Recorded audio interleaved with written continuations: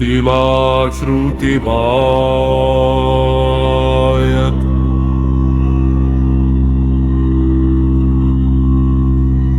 नदाय श्रुतिवाय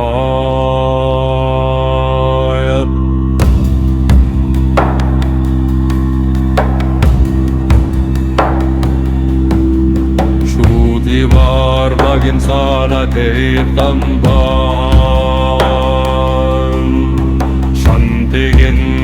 स्वार्थं सद्गुरुं दत्तसुतं भजे श्रुतिवार्वगिन् सानतीर्थं शान्तिगिन्नय स्वार्थं सद्गुरुं दत्तसुतं भजे श्रुतिवार्वगिन् सानतीर्थं अन्धदुःखविध्वंसिनम् अन्धकारविनाशार्थं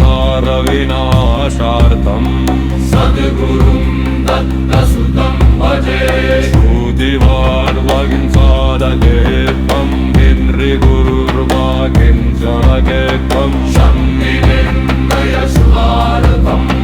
सद्गुरुं दत्तसुतं भजे ऋक्षुवानाथे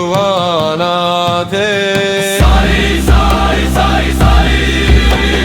दत्त दत्त दत्त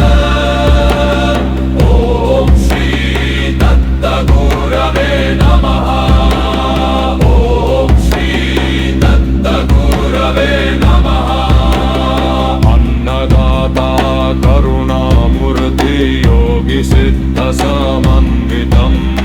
सर्वगतविनाशं यं भावभक्तिप्रियं गुरुं ॐ श्री साई साई साई दत्त दत्त दत्त ॐ श्री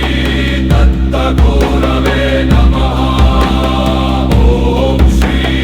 दत्त गुरवे नमः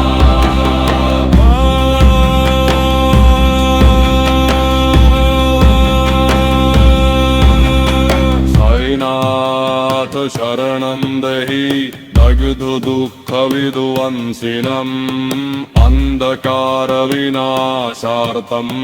सद्गुरुं दत्तसुतं भजे साईनाथ शरणं देहि दग्धु दुःखविध्वंसिनम् अन्धकारविनाशार्थं सद्गुरुं दत्तसुतं भजे नैचरित्सरविनाके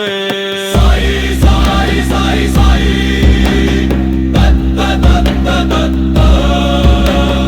ॐ श्री दत्त गुरवे नमः ॐ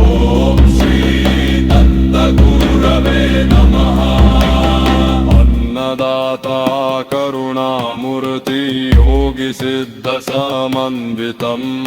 सर्वरोगविनाशन्यं भावभक्तिप्रियं गुरुं साई साई